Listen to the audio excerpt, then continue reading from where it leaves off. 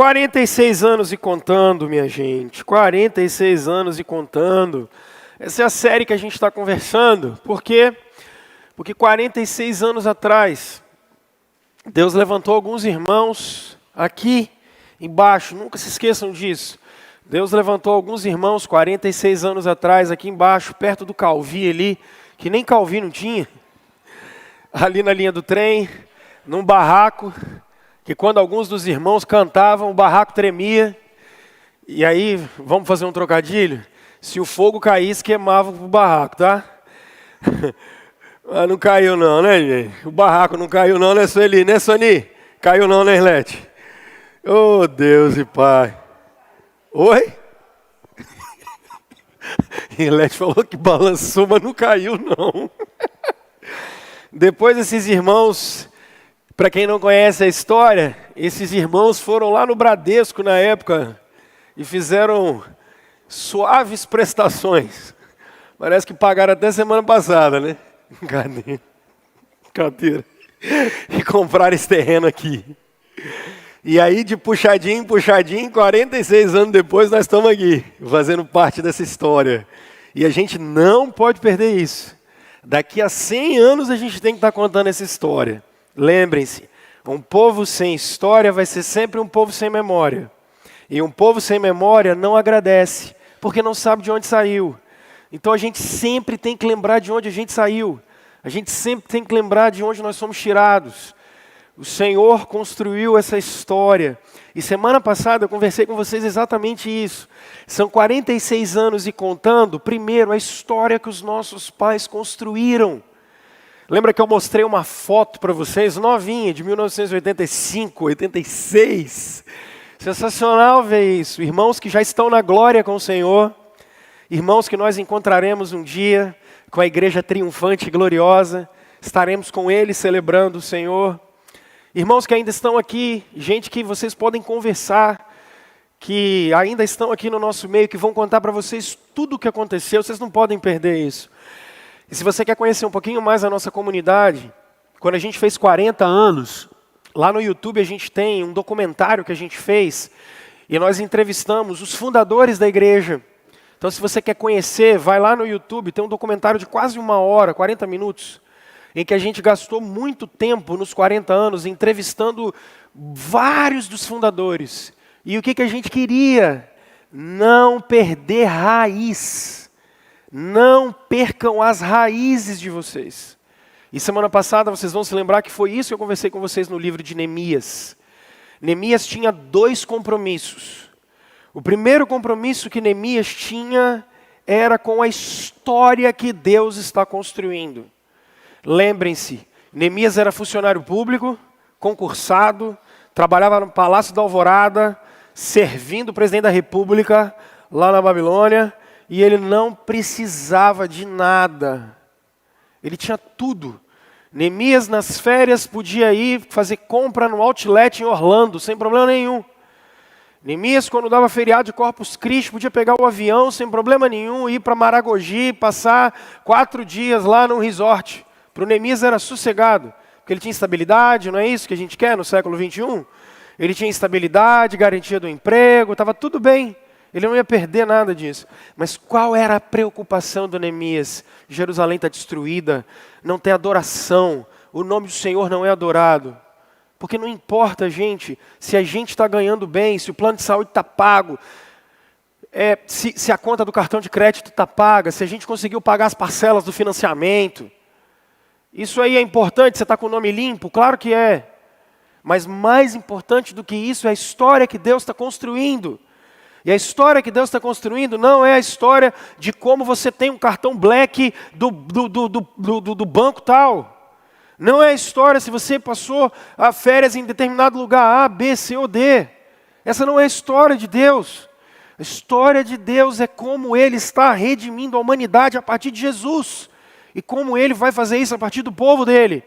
E esse tem que ser o seu compromisso. Esse tem que ser o meu compromisso. Mas Neemias tem um segundo compromisso. Lembrem-se, está tudo bem com ele. Ganhando em dólar, está tranquilo. Neemias está bem. Lá o pessoal da Babilônia, da Medopérsia não está bem, mas ele está bem. E aí, normalmente, o que acontece com a gente quando a gente está legal? As coisas estão bem com a gente, mas a gente ouve assim, você ouviu falar de fulano? Está vivendo um monte de problema. O que o século XXI faz? Antes ele do que eu. Quando Neemias ouve que Jerusalém está destruída, que os irmãos estão com problema, ele começa a chorar, buscar o Senhor, jejuar, porque igreja, gente, é compromisso, não com parede preta, não com show, não com a fumaça que me dá asma. Lembra da fumaça que me dá asma? Gente, primeiro jarrada de fumaça que der aqui, ainda mais do jeito que eu estou aqui sem voz, a primeira jarrada de fumaça que der aqui, me dê um Berotec, pelo amor de Deus, um Aerolim, porque vai dar falta de ar. Porque igreja não é sobre show, gente, é sobre gente. Eu tenho compromisso com pessoas, eu tenho compromisso com você. Você tem compromisso com quem está aí do seu lado. A gente tem compromisso com as próximas gerações. Nosso compromisso é formar as crianças, adolescentes. Nosso compromisso é formar jovens, formar mulheres crentes, homens crentes. Nosso compromisso é ter casamentos, alianças de casamento bem firmadas. Que a igreja não precise passar e as famílias não precisem passar por traumas de divórcio. Que a gente não tenha isso no meio da comunidade. Que a gente seja rede de contato uns com os outros. Porque é sobre pessoa e não sobre parede. Para você nunca mais ouvir e nem falar. Acho que meu tempo aqui acabou. Não é assim que crente faz?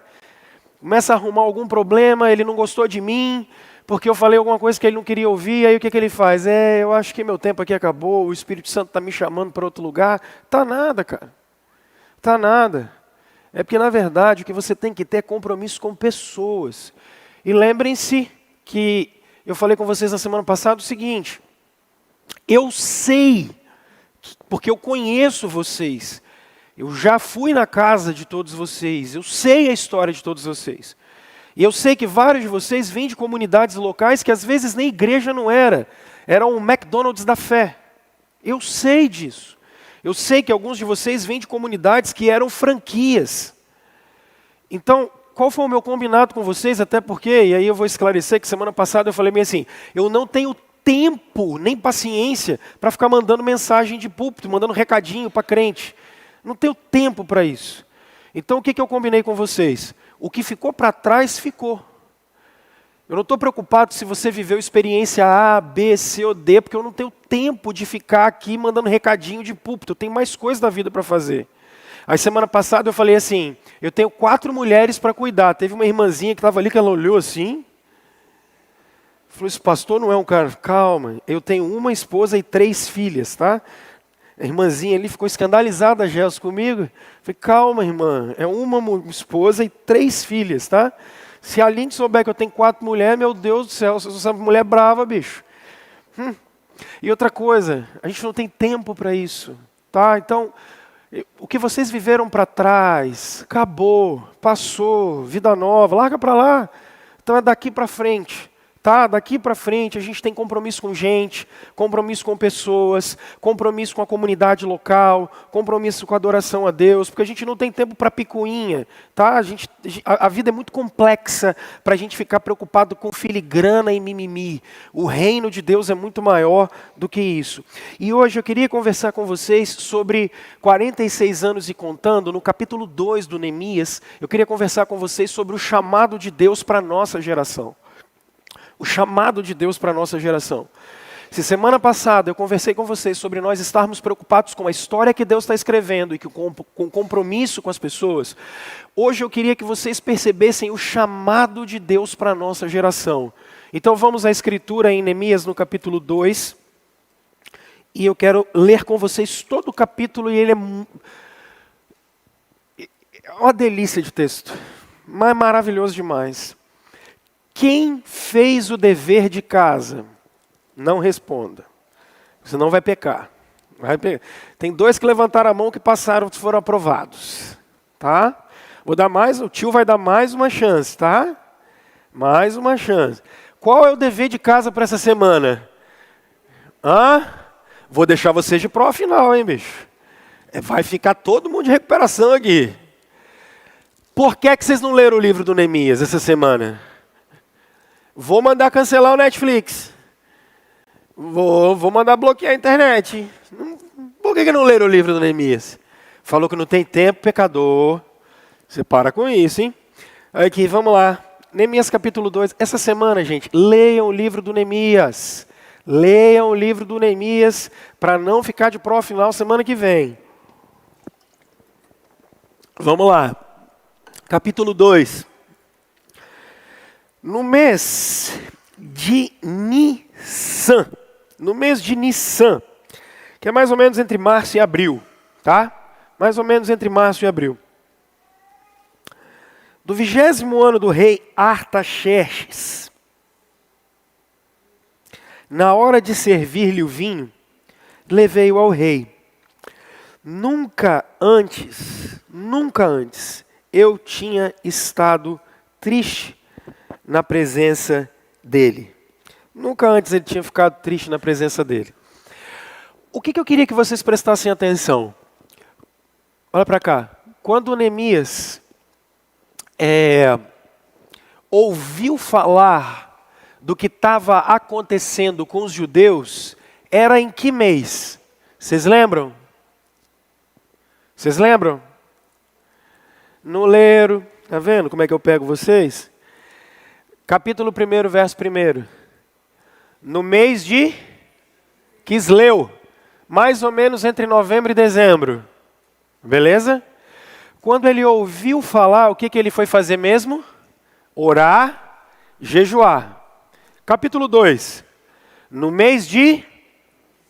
Então vamos olhar, novembro, dezembro, janeiro, fevereiro, março, 5 meses. 5 meses, o que esse cara está fazendo? Buscando o Senhor. Só que a geração do caixa eletrônico, o que faz? Bota o cartão e quer tirar dinheiro na hora. Percebe como é que a gente quer as coisas na hora? Cara, no reino de Deus não é assim. Demora, gente. Reino de Deus é processo. 5 meses para esse cara aí falar com o rei. Então para de ser velocista. Sabe o que é um velocista? Velocista é o cara que resolve a vida dele em 10 segundos. E Usain Bolt. Em 10 segundos ele correu 100 metros. Só que a vida é maratona. São 42 quilômetros. Para de querer resposta de hoje para amanhã. Não tem. Não tem. A vida é processo. Você já está começando a ver um cara que vai buscar a face de Deus, e para ele começar a ter uma resposta são 5 meses. Então por que você está com pressa? Para quê? Qual a necessidade disso? Calma, filho. Aquieta o coração. Não chegou a resposta? É porque você tem que orar mais. Não chegou a resposta? É porque tem que buscar mais. Está entendendo? Bora, eu só queria falar isso, tem nada a ver com o que eu vou pregar hoje. Mas tudo bem, eu não podia perder. Vamos lá. Verso 2. Por isso o rei me perguntou: por que o seu rosto parece tão triste se você não está doente? Essa tristeza só pode ser do seu coração. Verso 3. Com muito medo, eu disse ao rei, que o rei viva para sempre. Como não estaria triste o meu rosto, se a cidade em que estão sepultados os meus pais está em ruínas, e se as suas portas foram destruídas pelo fogo? O rei me disse: o que você gostaria de pedir? Então orei ao Deus dos céus e respondi ao rei. Quanto tempo durou essa oração do Neemias? 1 segundo? Interessante isso. Olha o que é um coração conectado com Deus. Enquanto o rei faz a pergunta, ele tem que responder, e o que ele faz? Ele tem aquela oração relâmpago. Porque durante o dia, você está mais preocupado com a Band News, com a CNN, para ficar vendo notícia de política. Para com isso, cara. Fica conectado com o Senhor durante o dia todo. Tem demandas pequenas no seu dia que você acha que Deus não está nem aí. Faça micro-orações, o Senhor vai te ouvir. Às vezes são aquelas orações que a gente faz assim, tem uma situação rápida, o que você tem que fazer? Senhor. E cara, Deus responde, faça isso. Também não tem nada a ver com o que eu vou pregar hoje, mas está vendo como é que o texto é rico? Vamos lá. Eu disse, verso 3. Acho que eu vou parar semana que vem, eu continuo, né? Ai, meu Deus. Que o rei viva para sempre. Como eu não estaria triste? Aí ele orou, verso 5. E respondi ao rei. Se for do agrado do rei, e se o seu servo puder contar com a sua benevolência, que ele me deixe ir à cidade onde meus pais estão enterrados em Judá, para que eu possa reconstruí-la. Então o rei, estando presente, a rainha, sentada ao seu lado, perguntou-me, quanto tempo levará a viagem? Quando você volta, marquei um prazo com o rei e ele concordou que eu fosse. Só para falar que isso aqui demorou uma década até ele voltar, tá? Mas isso é para próximas semanas. A seguir acrescentei, se for do agrado do rei, eu poderia levar cartas do rei aos governadores do Trans-Eufrates, para que me deixem passar até chegar a Judá. E também uma carta para Asaf, guarda da floresta do rei, para que ele me forneça madeira para as portas da cidadela, que fica junto ao templo, para os muros da cidade e para a residência que irei ocupar.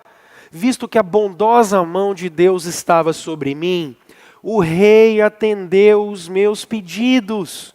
Verso 9. Com isso, fui aos governadores do Trans-Eufrates e lhes entreguei as cartas do rei.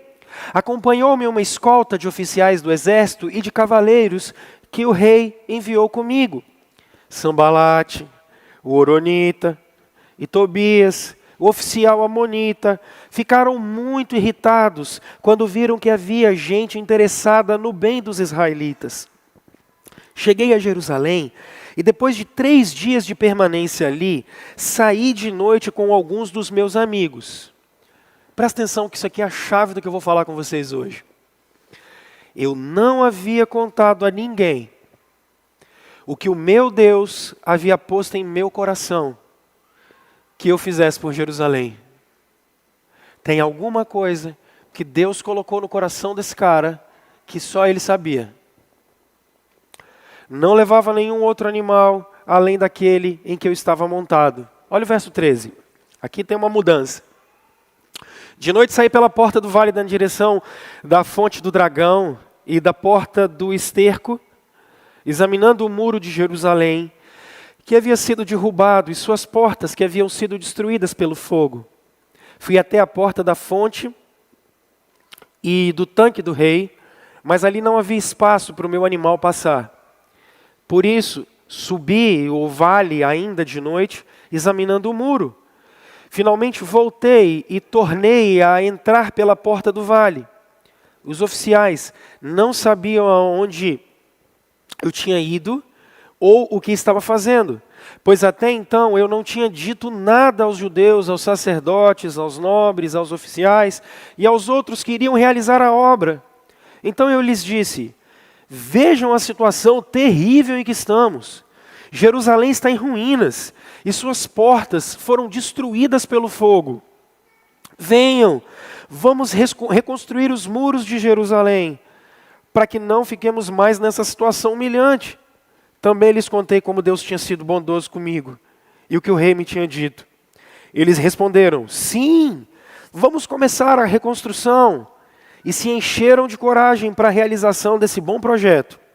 Quando, porém, Sambalate, o Horonita, Tobias, o oficial amonita, e Gesem, o árabe, souberam disso, zombaram de nós, desprezaram-nos e perguntaram, o que vocês estão fazendo? Estão se rebelando contra o rei? Eu lhes respondi, o Deus dos céus fará que sejamos bem-sucedidos. Nós, seus servos, começaremos a reconstrução, mas no que lhes diz respeito, vocês não têm parte nem direito legal sobre Jerusalém. E em sua história não há nada de memorável que favoreça vocês. Vamos orar, meus irmãos? Santo Deus, A gente está aqui diante do Senhor, diante da comunidade dos santos, a gente está numa santa reunião, a qual a sua presença é real, genuína.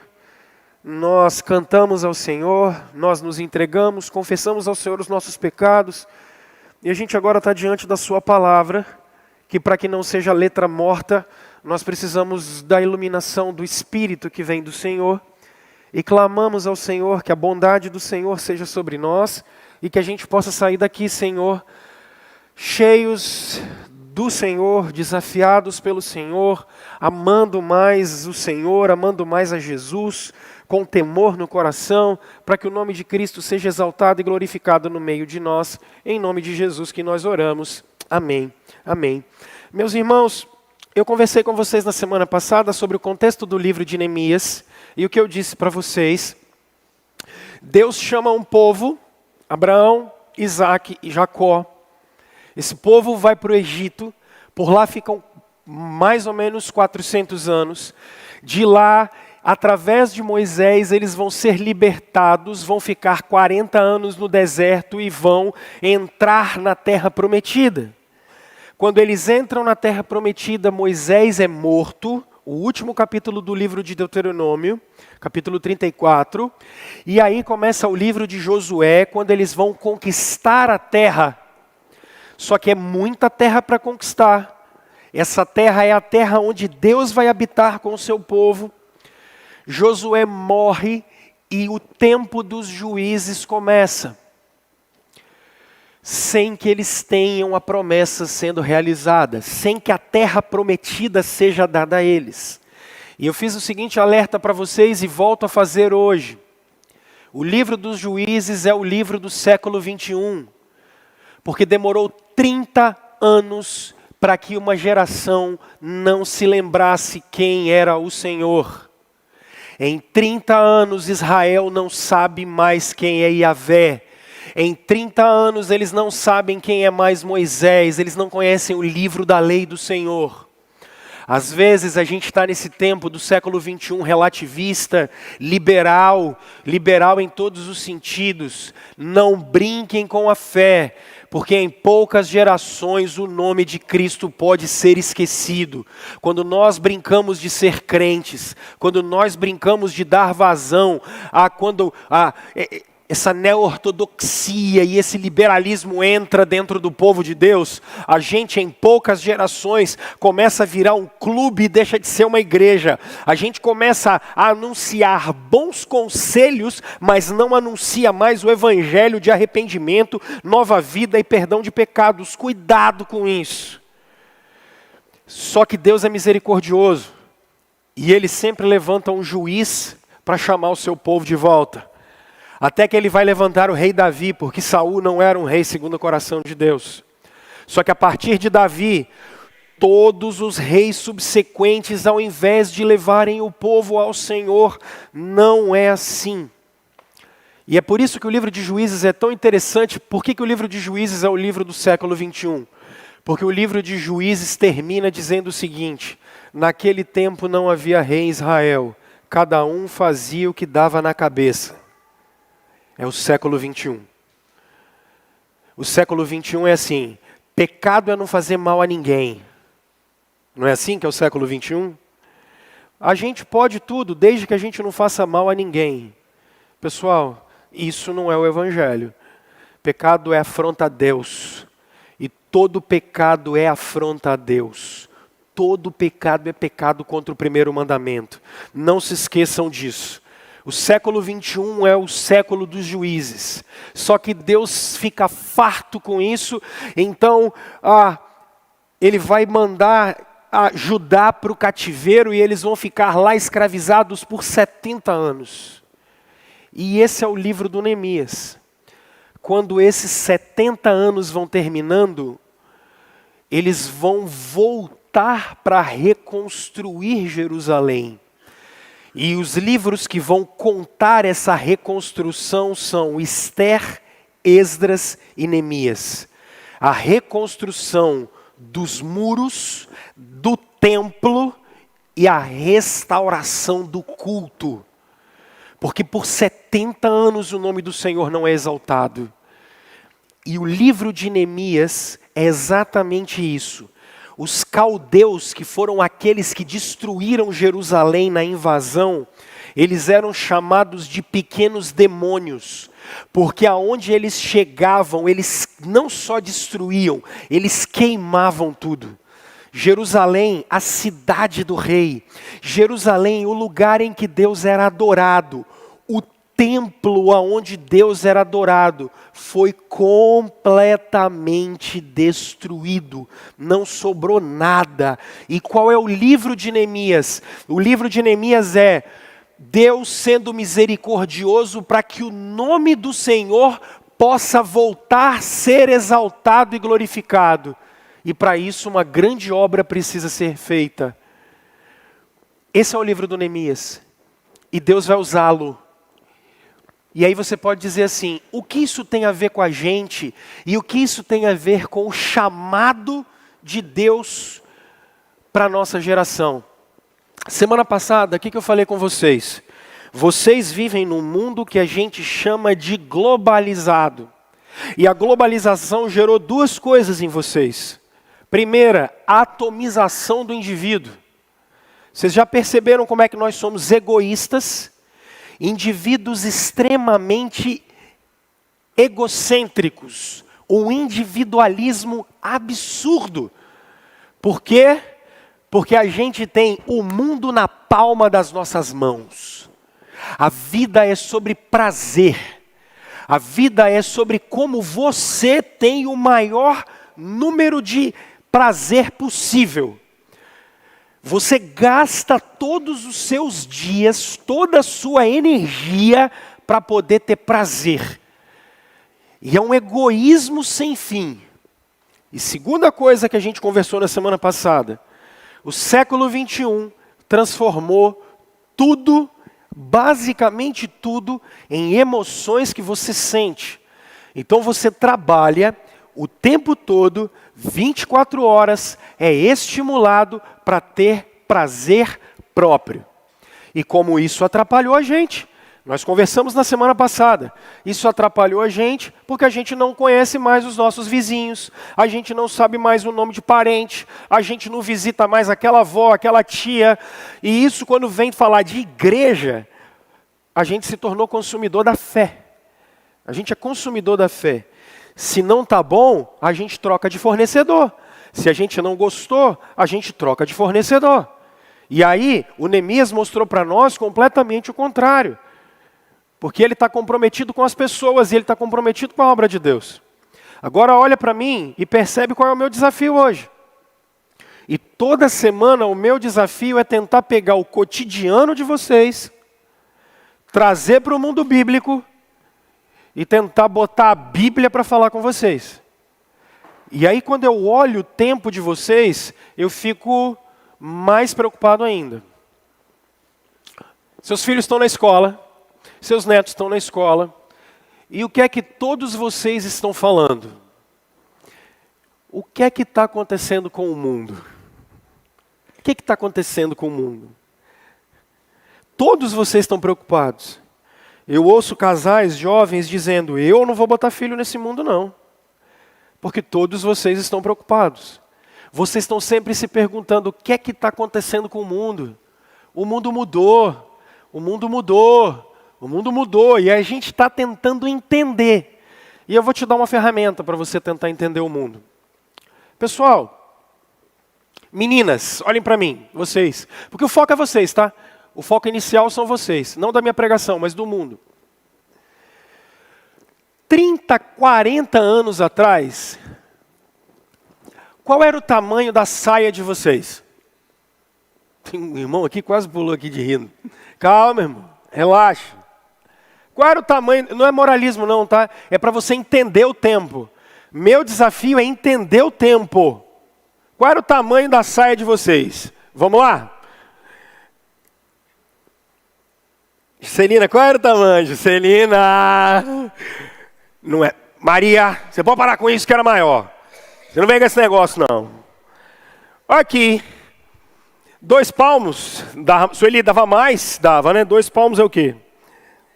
Não, era mais. Década de 50, vamos lá. Para baixo do joelho ou não era? Aninha, Ana, você usava saia menor? O cara não saiu no gabinete essa semana, Ana. Brincadeira. Vocês perceberam que começou a diminuir? Ou não? Meninas, a blusa de vocês como é que era? Fechadinha, não era? Era fechadinha. Vem com essa história não. E aí o que falava? Que vocês não iam mostrar as vergonhas de vocês. Não é assim? Mostrar as vergonhas. Isso era assim que a gente falava lá atrás. Eu vou fazer 40 ainda, eu sou novinho, tá? Mas é porque eu ouço falar. Os próprios homens. Vocês querem ver um negócio? Homens, os mais velhos. Se você fosse num lugar, você botava uma calça. E se você fosse num outro lugar, um lugar mais tranquilo, você botava uma bermuda.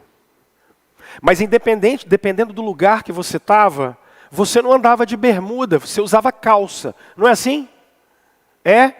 Sem camisa não era um lugar que você andava.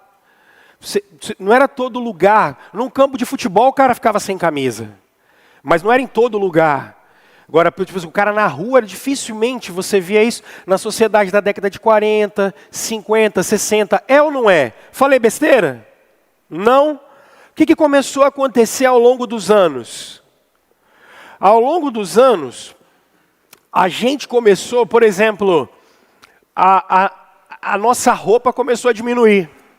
E a nossa linguagem, como é que ela ficou? Como é que a gente tratava os nossos pais no passado? Senhor, hoje em dia que você é velho, olhe lá. Você é para vocês que são velhos. Você era na década de 90, agora e aí, bro? É ou não é? Não tomava bênção, não toma mais, não é? Que bênção. Que bênção, negócio de bênção. Pergunta, o que é que está acontecendo com a geração de vocês? Vocês não estão percebendo isso? O que acontece é o seguinte, vocês estão vendo isso, só que vocês não sabem por que isso está acontecendo. Agora eu vou te dar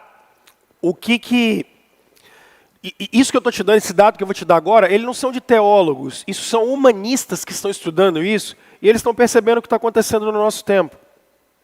No passado, deixa eu falar de sexualidade agora. No passado, por exemplo, nós tínhamos um sério problema. Qual? Educava-se os meninos,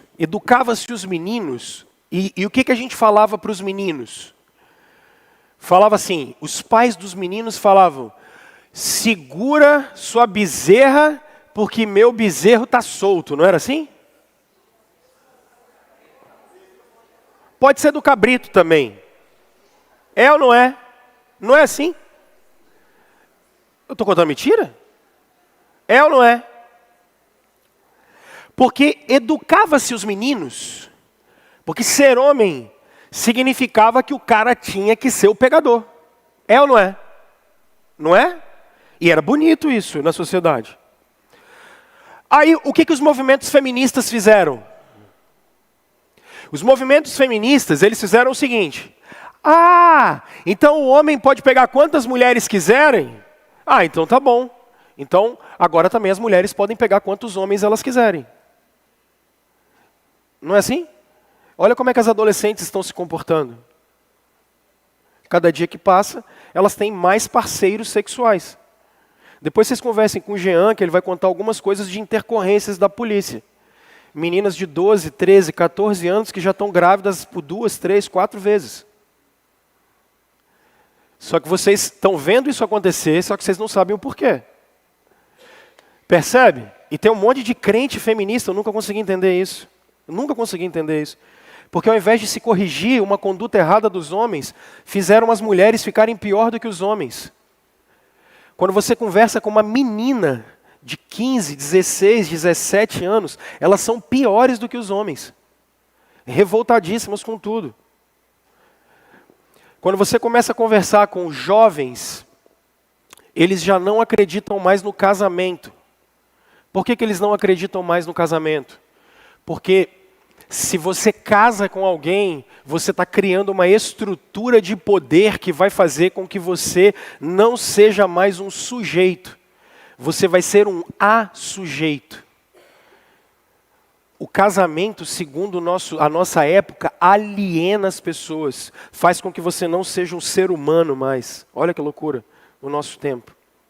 E o que você está observando? Um declínio moral da sociedade. Ninguém respeita o casamento, ninguém respeita pais. Vocês que são idosos, sejam honestos. Vocês são descartáveis para a sociedade. São ou não são? A sociedade já descartou vocês há muito tempo.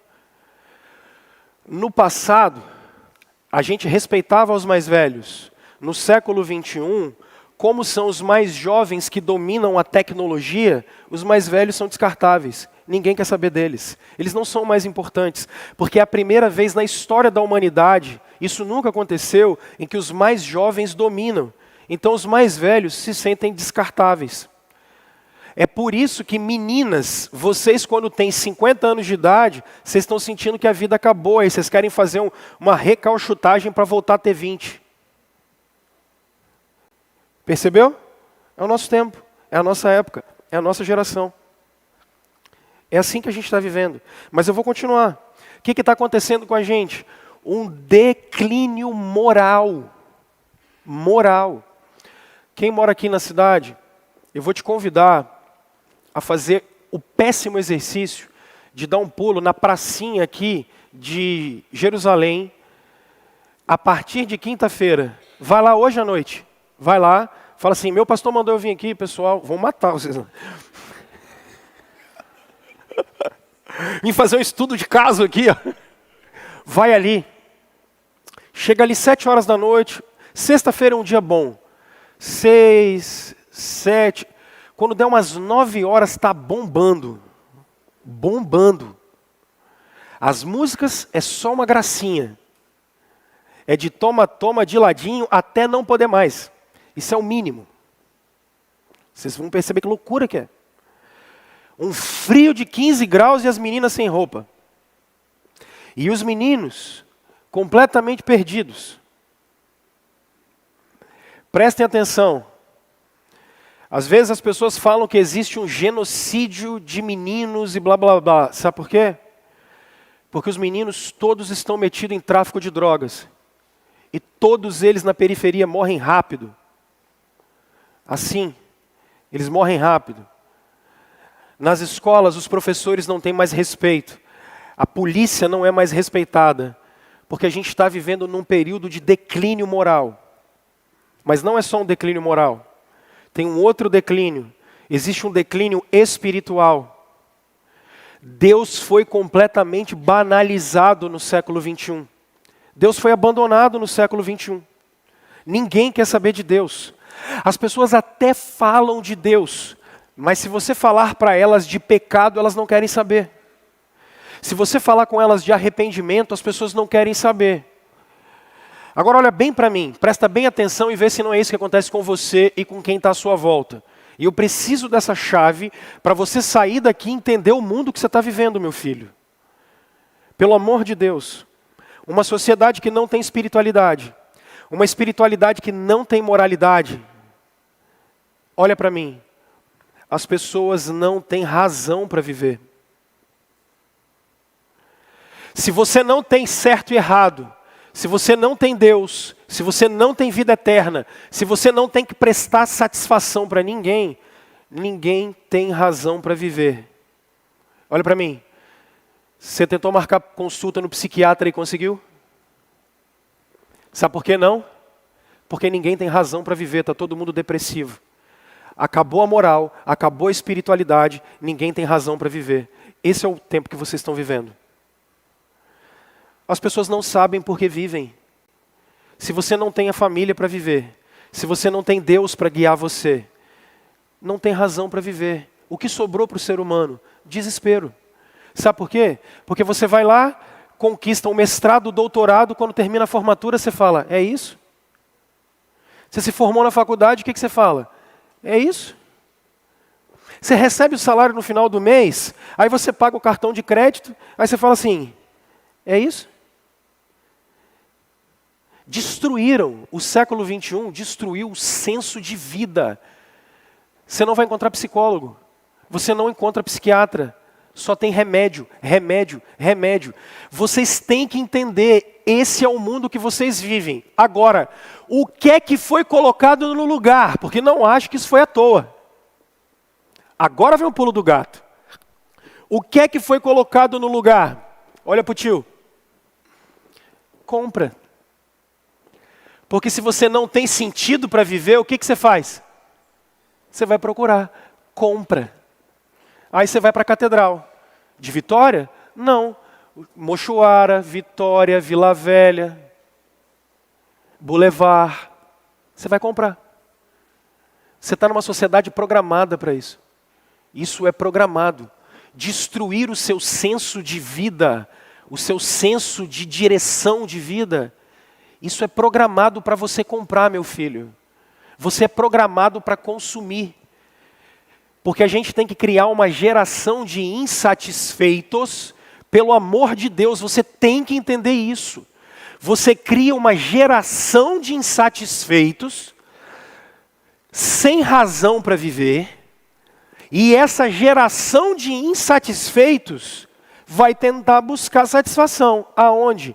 Consumindo. É por isso que você está devendo. É por isso que você está enrolado. Entendeu agora? Não é porque você fez maus negócios. Maus negócios a gente sempre faz. Só que estamos produzindo pessoas moralmente, e se você não tem força moral, você não sabe dizer não. Se você criou alguém que não sabe dizer não, é fácil dominar ele. Se você criou alguém que não tem senso de espiritualidade, é fácil dominar ele. Ele não tem sentimento de vida, ele não tem sentido, ele não tem razão para viver. E como é que você resolve o problema dele? Compra, que a gente resolve o seu problema. Venha ser feliz com a gente. Quando é que você já viu isso? Vocês entenderam agora? Podemos ir embora? Vocês não têm ideia de como é difícil fazer isso, cara. Porque eu estou no meio desse negócio. Quando você for embora, nunca mais olhe uma propaganda do mesmo jeito. Ela está sendo... Não olhe mais o mundo. Tem mais de 50 anos que nós estamos desconstruindo o mundo para colocar no lugar dele uma nova forma de viver. E essa nova forma de viver é consumo. É isso. E é por isso que você está endividado, a sua família está endividada, é por isso que você está insatisfeito e é uma geração inteira insatisfeita. Agora presta atenção, uma geração sem espiritualidade e completamente imoral. Aí ontem a gente estava conversando, o Alan estava até falando meio assim, rapaz, eu acho que só o Abraão viveu alguma coisa parecida com o que a gente está vivendo agora. Porque Abraão, ele estava em Sodoma. O Ló estava em Sodoma e Gomorra. Vocês estão em Sodoma e Gomorra. Eu estava vendo a Débora Seco, aquela atriz. Eu ia trazer o vídeo, mas eu achei muito pesado, mais do que os que eu já trouxe. Mas eu posso falar o que ela diz no vídeo sem problema nenhum, ela está num podcast. E ela diz assim, eu sempre gostei de ser piranha. Mas a partir de agora está na moda. E desculpe o linguajar, mas é esse que vocês ouvem por aí. Porque a geração dos nossos filhos vai ser estimuladas, as nossas filhas, a serem piranhas. E os nossos filhos também. Vocês não perceberam isso ainda? Porque vocês acham que vocês estão vivendo na sociedade de amor livre. Vocês nunca foram tão escravos. Nunca teve uma geração tão escrava, doente, aprisionada. Não tem Deus, não tem moral e acha que é uma geração livre. Endividados, vivem comprando, não sabem o que fazer, escravizados, doentes. Meninos adolescentes se cortando, meninos adolescentes tentando tirar a vida, porque estão desesperados. Sexo não resolveu, droga não resolveu, dinheiro não resolveu, carreira não resolveu, nada vai resolver nunca, porque é uma geração de insatisfeitos. O homem do século XXI não tem sentido de vida. Você está entendendo o mundo que você está vivendo? Estão assustadinhos? Por quê? Porque agora você sabe, meu filho, pelo menos o que está acontecendo. Então não fala mais, o mundo está doido. Não, o mundo é programado. Tem um espírito demoníaco na Babilônia que está fazendo isso. Ele sempre fez isso. E se preparem, porque eu não sei se avisaram vocês, mas Jesus vai voltar. Olha. Está entendendo? Você tem que entender o tempo que você está vivendo, irmão. Você tem que entender o tempo que você está vivendo. E o Neemias com isso? A gente tem que falar da Bíblia, né? Ô Jesus. Se está com pressa, senta.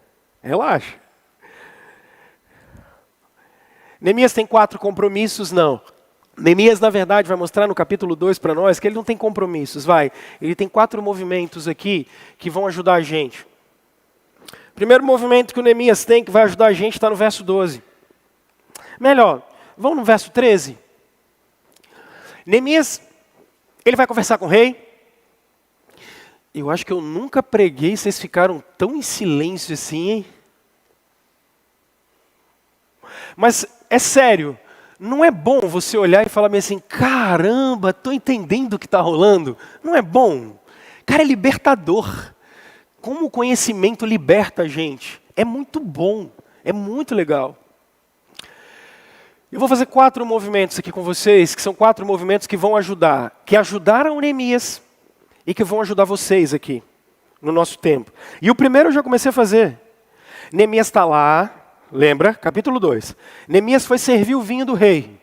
Neemias é funcionário público, salário em dia, ganha bem, estabilidade, não tem produtividade, está todo mundo sofrendo, mas ele está bem. Qual o problema? Ele não fica bem porque os irmãos dele não estão bem.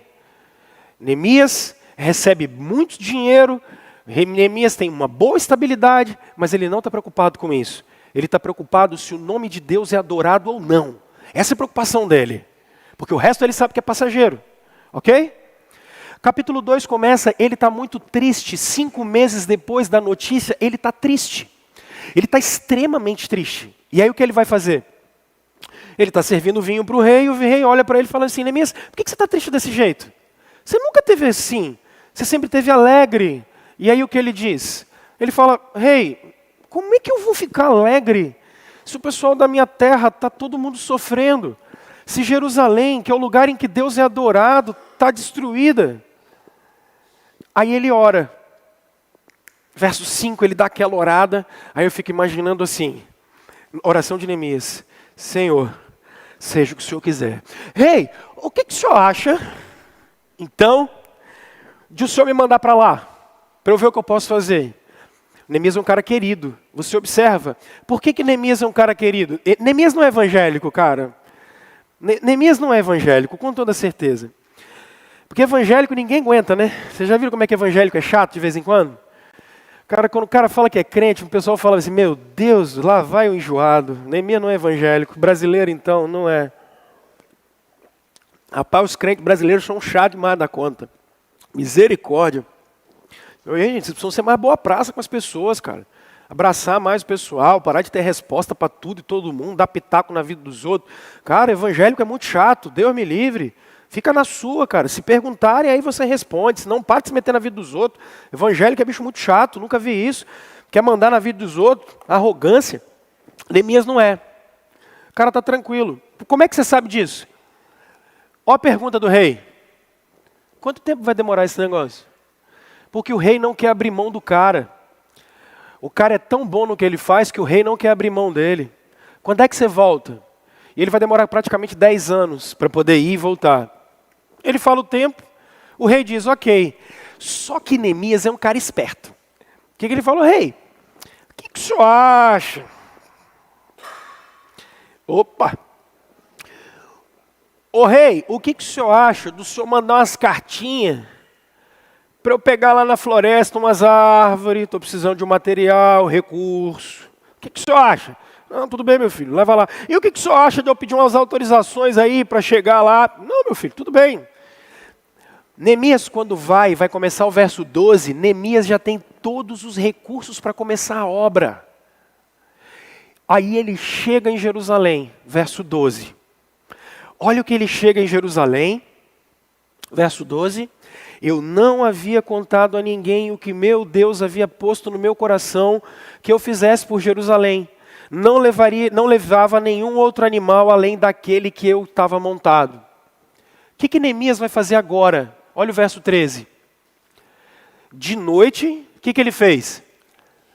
Saí na porta do vale, na direção da fonte do dragão, da parte do esterco, examinando o muro de Jerusalém que havia sido derrubado, as suas portas que haviam sido destruídas pelo fogo. O que mais que ele vai fazer? Observe o verso 14.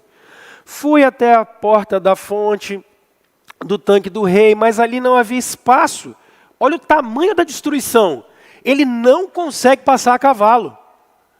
O animal dele não consegue passar. Tamanho entulho que o lugar está. Está tudo destruído. Sobrou nada. O que eu quero dizer com vocês? Qual é o primeiro movimento que qualquer um de nós precisamos fazer? Um diagnóstico, gente. A gente tem que fazer um diagnóstico. Quando eu estou falando da obra ou do chamado de Deus para a vida da gente, a gente precisa fazer um diagnóstico. Aqui eu fiz um diagnóstico da sociedade.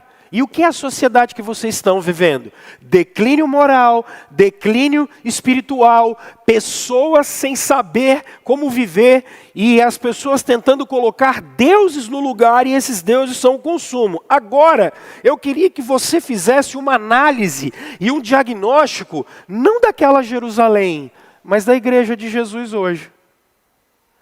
Pessoal,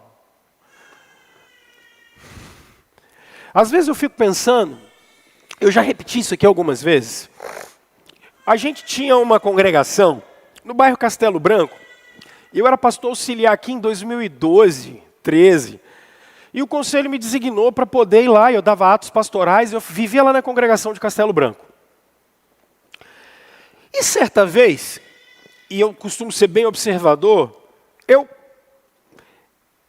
parei de contar a quantidade de igreja que tinha daqui até a congregação, quando subindo um morro para chegar lá, tinha uma igreja embaixo e uma igreja em cima. Eu olhei e falei, tem alguma coisa errada? Ah, não é possível. Tem que ter alguma coisa errada. Uma igreja embaixo e uma igreja em cima.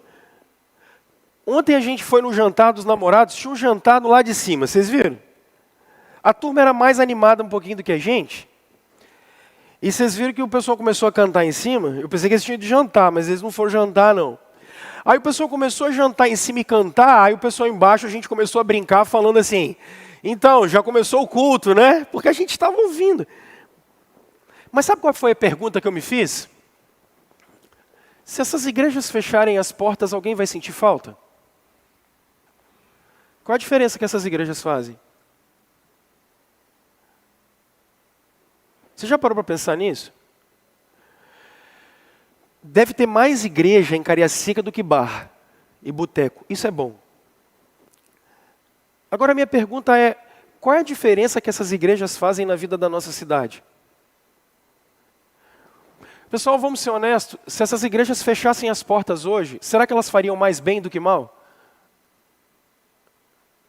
Porque quando eu olho o diagnóstico da igreja evangélica brasileira, especialmente, aqui eu vou falar dela, eu vou dizer para vocês assim, eu acho que a gente tem algumas coisas muito boas, tem igrejas muito sérias.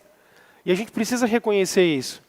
Tem igreja séria, tem igreja batista muito séria, igreja assembleiana muito séria, tem gente boa, tem muita gente fiel ao Senhor, que não precisa ser presbiteriano e reformado, não. Tem muito irmão arminiano que é muito sério, que prega perdão de pecado, arrependimento, confissão de pecado. Tem gente boa, tem gente séria. Existe isso. Agora, irmãos, quando eu olho esse movimento evangélico brasileiro, é tanta doideira. Pelo amor, senta comigo e vê o que é que vocês mesmos me mandam. Tem hora que eu fico pensando assim, meu Deus do céu. Um dia desse, um de vocês me mandou um que eu achei engraçadíssimo. Vocês já devem ter ido nesses encontros com Deus, né? Alguns de vocês. No final, os caras foram botar fogo na cruz. Não assusta não, filho. Você não viu nada. O mundo gospel é doido. Eles foram botar fogo na cruz. Só que algum maluco foi botar fogo na cruz e tinha um rojão lá, velho. Aí o pessoal, aleluia, eu sou livre. Aí o rojão começou a rodar, né? Começou a fugir, a tudo quanto é lado, e o pau quebrou. Crente é doido. Doido. Loucura. Loucura. Doideira. Uma doideirada gospel que eu nunca vi assim. E o pior é que está piorando, porque no passado tinha macumbeiro gospel. Você sabe quem são os macumbeiros gospel? Porque há uns 20 anos tinha o cara que ficava na frente lá da igreja, vestido de branco, com sal grosso, e você ia lá. Só faltava tocar o atabaque e baixar a entidade. Que eram os macumbeiros gospel. E fazia isso em nome da prosperidade. É loucura que não acaba mais. É doideira que não acaba mais no meio gospel. Prega-se tudo, mas não se prega o que é essencial à salvação das pessoas. Não tem transformação na vida das pessoas.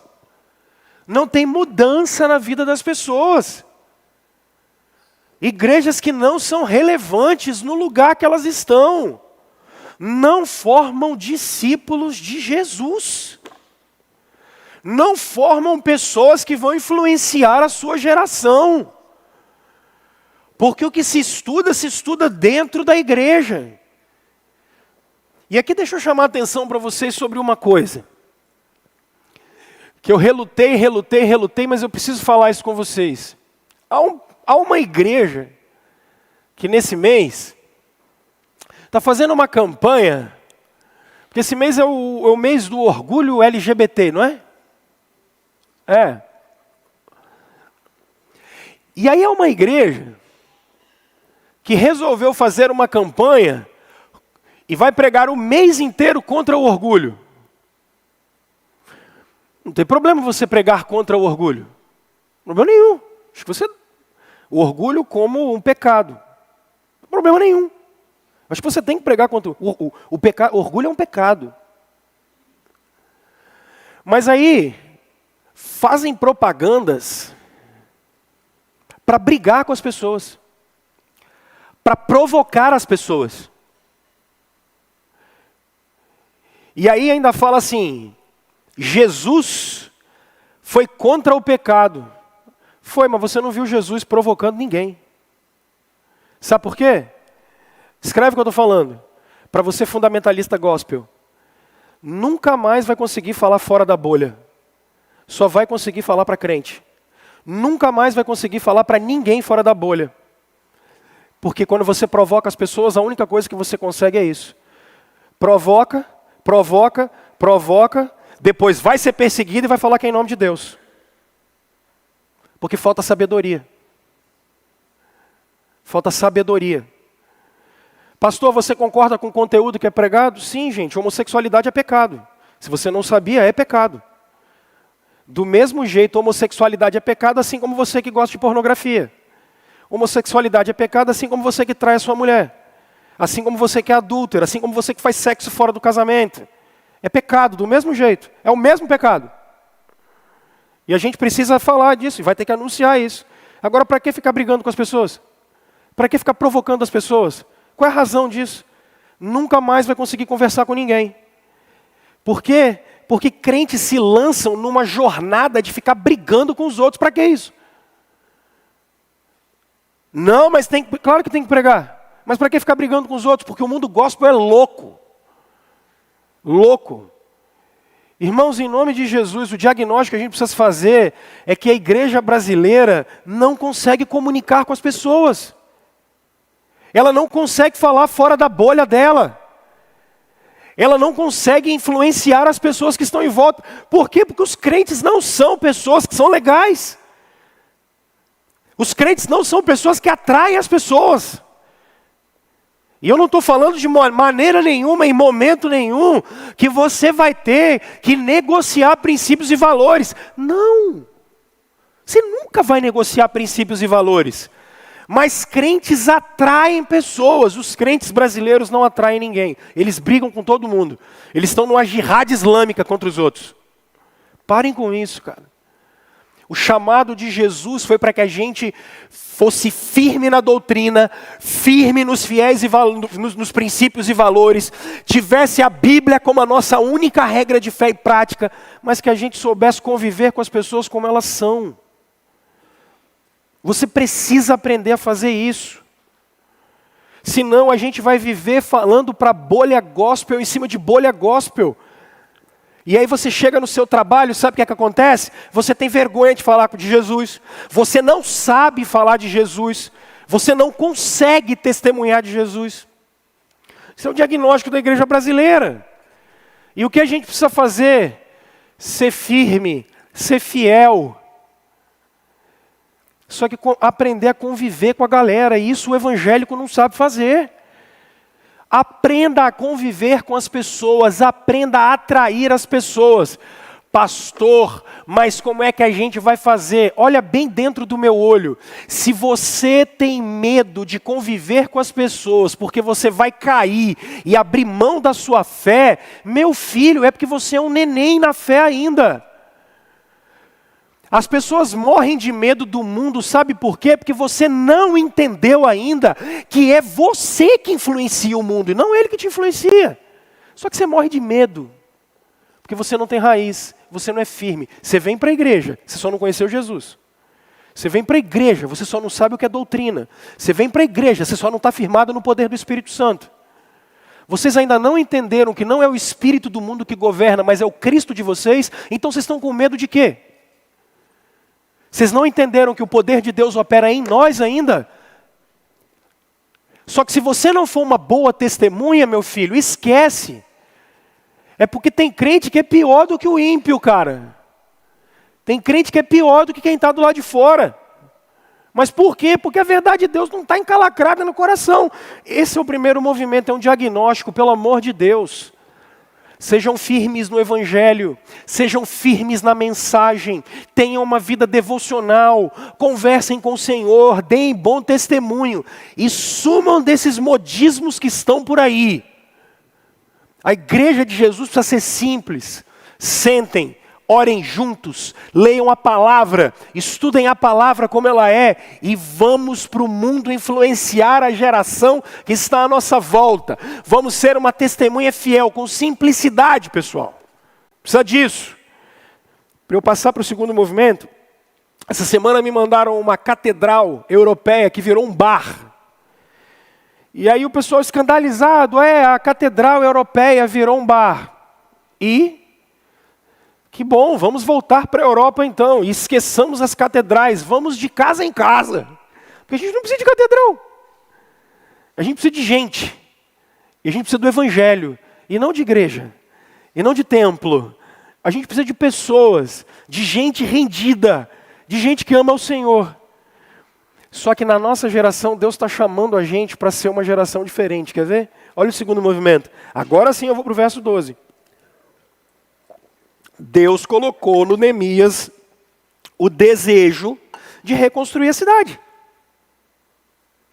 Deus colocou no coração do Neemias, olha o texto bíblico. Eu não havia contado a ninguém que o meu Deus havia posto em meu coração que eu fizesse por Jerusalém. Olha lá embaixo, verso 18. Também contei como Deus tinha sido bondoso comigo e o que o rei me tinha dito. Pessoal, sabe se o primeiro movimento é fazer um diagnóstico do nosso tempo, não só do nosso tempo, como da igreja, o segundo movimento, pessoal, que a gente precisa fazer é entender que Deus chamou você e a mim. Deus te chamou. Deus te chamou e Deus me chamou. Agora olha para mim, pelo amor de Deus, olha para cá. O que significa Deus chamar alguém? O primeiro cara que vai ser chamado na Bíblia é o Abraão. Primeiro cara chamado na Bíblia é o Abraão. Ser chamado por Deus tem duas coisas, uma boa e uma ruim. Ser chamado por Deus, ou ser escolhido por Deus, você usa o termo que você quiser, tem uma coisa boa. O relacionamento com o Senhor é diferente. O relacionamento com o Senhor, com quem Deus chamou, é diferente. Lembrem-se, aqueles os quais Ele chamou, Ele capacitou, os que Ele capacitou, Ele enviou. Paulo vai falar isso em Romanos. Então ser chamado por Deus é bom, porque Deus se relaciona com o povo dele de uma maneira diferente. Agora, ser chamado por Deus tem um segundo elemento. É perigoso. Vocês já repararam que todo mundo que foi chamado por Deus na Bíblia se deu mal? Já repararam nisso? Ah, o Abraão não tinha terra, tinha que dar, vai para cá, vai para lá, a mulher morreu. Ah, e o Isaac, a mesma coisa. E o Jacó, e o José, e o Moisés. Ser chamado por Deus, gente, sempre tem renúncia, porque sempre tem desafio. Então ser chamado por Deus é maravilhoso, porque você vai ter um relacionamento com Ele diferente. Isso é ser filho de Deus. Mas ser chamado por Deus tem um desafio enorme. E normalmente quem é chamado por Deus tem um desafio tão grande, mas tão grande, mas tão grande, que sempre coisas difíceis acontecem com a gente. Vocês ainda querem ser cristãos? Ou querem ir embora? Aproveita, cara. Sério. Pode ir. Porque o que Jesus está prometendo para vocês hoje é o seguinte: Ele vai se relacionar com vocês. Ok? Mas Jesus também está dizendo o seguinte: não vai ser fácil. Então é a hora de desistir agora, você não quer. É a hora, cara. Porque tem um mundo inteiro que está te prometendo prazer. Tem um mundo inteiro que está querendo que 7, 8 bilhões de pessoas sejam um sucesso. É a hora. Se você quer abandonar o barco, é agora. Não. Querem continuar? Os chamados por Deus precisam se preparar. Deus tem um chamado para uma geração. Deus tem um chamado para um povo nessa geração, nesse tempo, nessa época. É um tempo de relatividade. É um tempo de moral morta. É um tempo de espiritualidade morta. Deus está chamando você para reconstruir a obra dele. Se você quer ir embora, é a hora. É agora. Vai. Deus vai levantar um povo nessa terra. Se você não quer fazer parte, vá. A Babilônia te espera. Agora Deus está te chamando para que você faça parte de uma geração em que você não mais vai ficar sedento por uma razão de viver. Como está esse mundo? Você não vai ficar mais preocupado com conta para pagar, conta para pagar, conta para pagar, porque Jesus está te chamando para dar sentido para a sua vida. Jesus está te chamando porque Ele quer um povo que seja um povo que se chama por Ele, que se relaciona com Ele, em que Ele vai manifestar o poder dEle na vida da gente. Escolham hoje o que vocês querem. Vocês podem continuar na mesa do rei. Vocês podem continuar sendo um sucesso. Vocês podem continuar gastando a força de vocês para ficar levantando ferro na academia. Vai, cara, bate foto, vai ser bonito. Vá viajar, vai para Maldiva, junta mesmo, faz tio Patinhas. Faz logo um lugar para você ficar mergulhando no ouro. Vai, cara. Entrega logo o seu corpo para o pecado, é isso que você quer? É isso que vai te gerar prazer? Vai logo. Não arruma um não, arruma 10. Agora, se hoje você tomar a decisão de ser chamado por Deus, deixa eu te falar, Ele quer o teu corpo inteiro. Porque Ele tem casamento para você, Ele tem filho para você, Ele tem o Espírito Santo para dar para você, Ele tem a palavra dEle que vai guiar você, Ele quer falar com o seu coração, Ele quer levantar você para ser uma testemunha nessa terra. Ele quer levantar você hoje, para que o mundo possa olhar e falar bem assim: existe um povo ainda que serve o Senhor.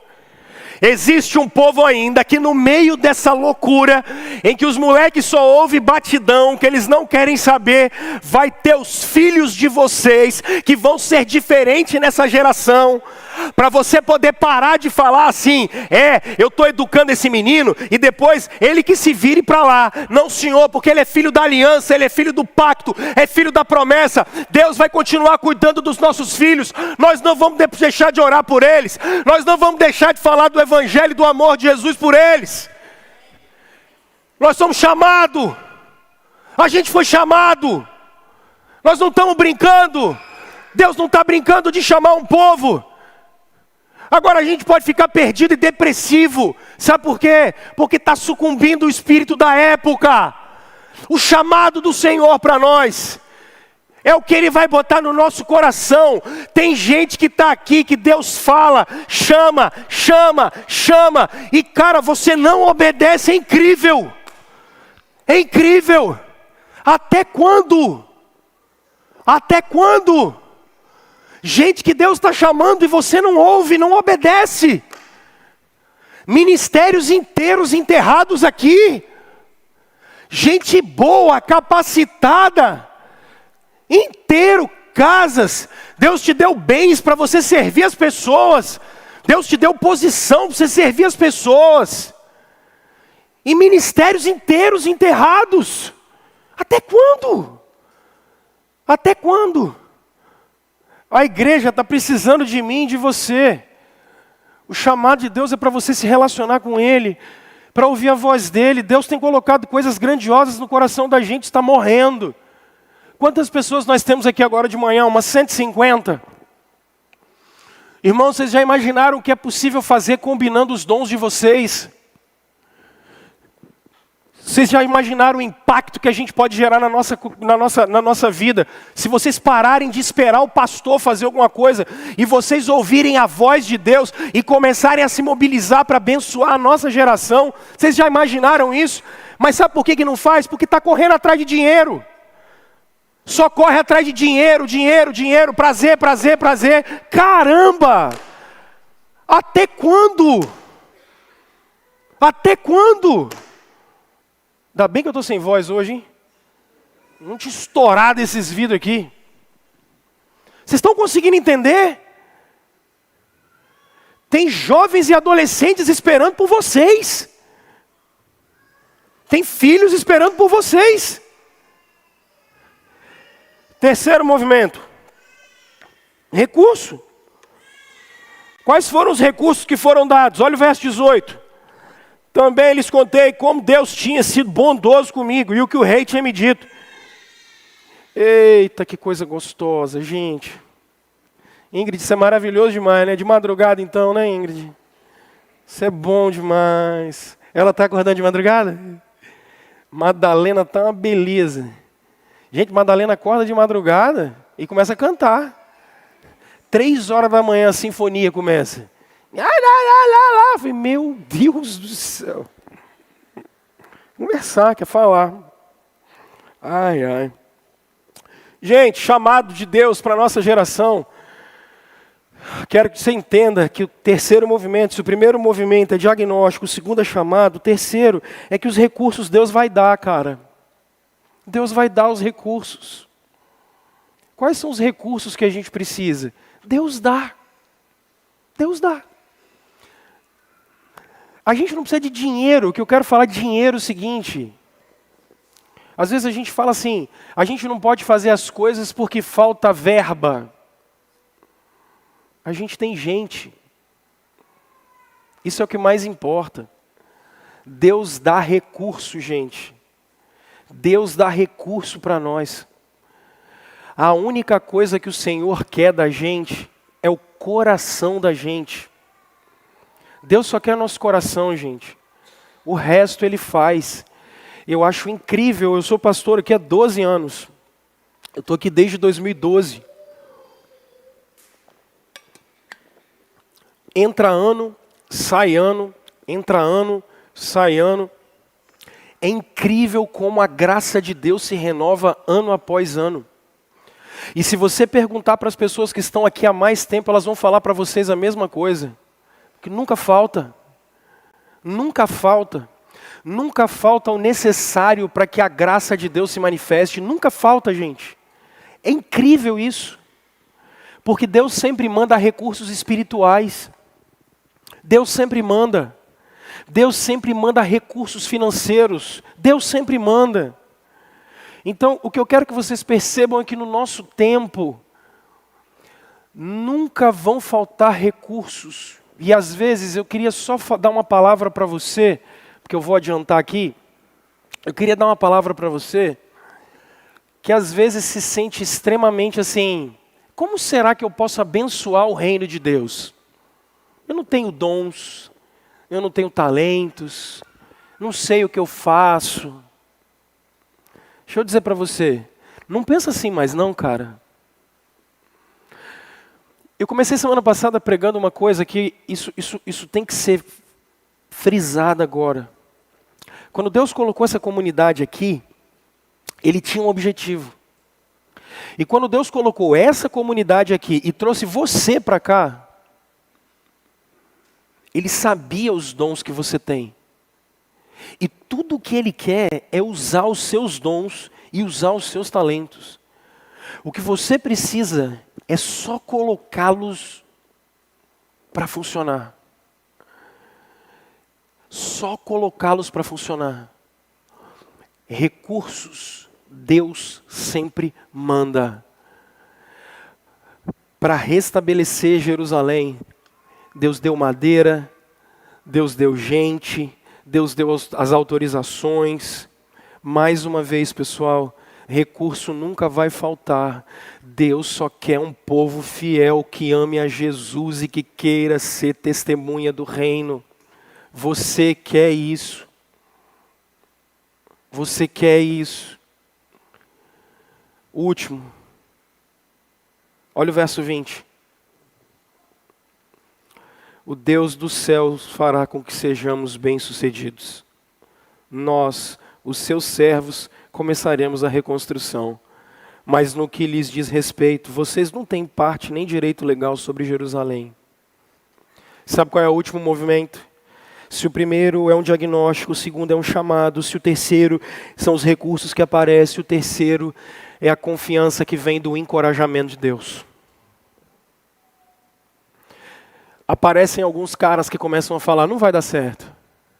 Não vai dar certo. Não vai dar certo. Vocês vão reconstruir esse negócio, não vai dar certo. Sabe o que Neemias fala? O Deus dos céus vai fazer dar certo. O Deus dos céus vai fazer dar certo. Irmãos, na noite de São Bartolomeu, na Idade Média, ainda no século XVII, os reis católicos naquela ocasião mandaram assassinar praticamente 30 mil irmãos calvinistas nossos, naquele contexto. A pergunta que foi feita ali era assim, o que vai acontecer com a igreja? Porque vão matar todo mundo. A igreja sobreviveu. A igreja sobreviveu. Ainda no no segundo século e depois no terceiro século, os romanos infligiram uma perseguição absurda. Tem um imperador chamado Juliano, o pagão. Ele disse que só descansaria no dia que o último cristão tivesse morto.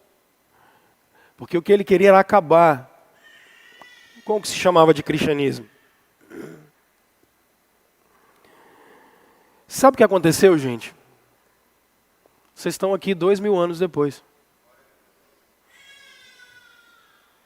Sabe por quê? Porque o Deus dos céus fez isso. Sabe quando é que isso aqui vai acabar? Nunca. Porque o Deus dos céus fez isso. Nunca. Nossa, mas é um tempo de perseguição. Legal. A gente vai sobreviver, fiquem tranquilos. Se preparem. Me visitem na cadeia se precisar. Tá de boa. A gente vai sobreviver, gente. Isso aqui não vai acabar, não. Isso aqui não vai parar, não. Porque o Deus dos céus vai continuar o chamado dele. A igreja não vai morrer, o evangelho não vai parar. Não vai parar. Não vai acabar. Agora mesmo, mais da metade dos nossos adolescentes estão desde quarta-feira à noite num retiro. Sabe fazendo o quê? Se divertindo? Sim, mas estão buscando a presença de Deus. Porque não vai acabar. Porque a obra de Jesus não vai acabar. A obra do Senhor não vai parar. O nome de Jesus não vai deixar de ser glorificado. Agora a pergunta que eu quero fazer para você é, você vai fazer parte disso, cara? Olha a resposta dos judeus no verso 18. Eles responderam: sim. Vamos começar. Sim. Vamos começar.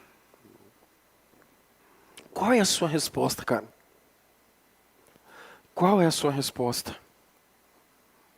Dons, talentos, sua vida, sua casa, qual é a sua resposta? Chamado de Deus pra gente é essa. Eu quero te mandar embora hoje. Cadê o pessoal que vai cantar? Pra gente terminar. Eu tenho um desafio para você hoje. Um desafio. Quero que você vá para casa hoje com um desafio.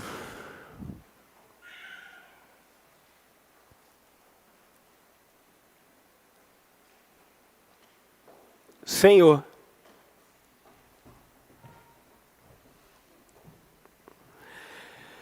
Senhor, eu estou ouvindo o seu chamado para a minha geração. Senhor, eu estou ouvindo o seu chamado para a minha geração. Eu sei que é uma geração moralmente corrompida, espiritualmente corrompida. Senhor, eu sei que é uma geração que está sem sentido de vida, pessoas depressivas, gente perdido de um lado para o outro. E eu estou ouvindo o seu chamado para a minha geração.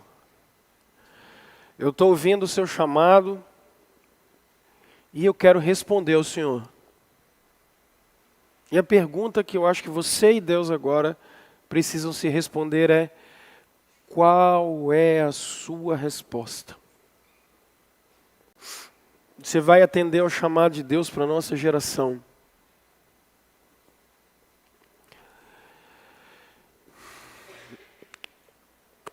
Semana passada eu falei uma coisa com vocês, que Deus tem duas mãos. Na verdade, Jesus Cristo tem duas mãos. Irmãos, com uma mão, Jesus está segurando a ira de Deus. Cristo vem, gente. E a ira de Deus vai ser derramada sobre essa criação. E Cristo segura a ira de Deus. Com uma mão poderosa, Cristo segura a ira de Deus. E com a outra mão, irmãos, Cristo estende para mim e para você. Não só para a nossa salvação, mas Cristo estende a sua mão para que a gente seja participante da obra dele. Vários de vocês estão sem sentido na vida, depressivos, tristes. Jesus está chamando vocês para serem participantes de uma grande obra. Não é reconstruir o muro de uma cidade, mas é ser uma testemunha fiel do reino de Deus nessa terra. Foi para isso que você foi criado e é para isso que você foi chamado. Cristo morreu e ressuscitou por isso. O desafio nessa semana é: qual é a sua resposta, meu filho? Qual é a sua resposta?